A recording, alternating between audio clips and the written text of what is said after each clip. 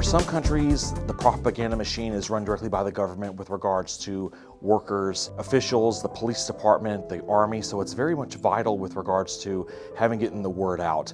Propaganda is an interesting concept. I studied that in college, particularly about Napoleon and the Napoleonic Wars. There was so much anti and pro stuff going around that people to this day still think Napoleon is shorter than he actually was due to propaganda.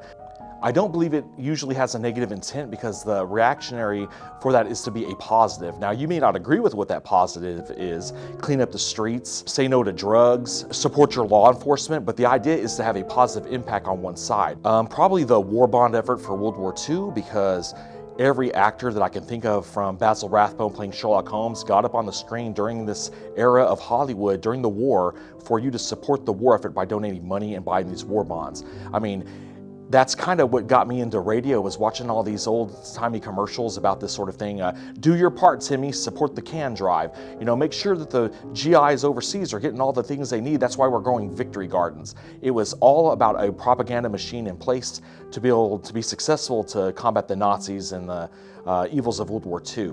I think one of the most successful campaigns. And I think people got behind it. That's why I deem success is more of a getting behind the initiative of this particular propaganda machine. All tools can be used for evil or nefarious purposes. It's one of these weird double-edged swords that we encounter throughout historical events. Most technologies or advancements are made through war, even if they're peaceful ones through medical technology or the microwave oven, through technologies that were developed as a part of weapons. So it's one of these things where it is simultaneously both and simultaneously neither. 200 volunteers were chosen, and every man had a reason for going.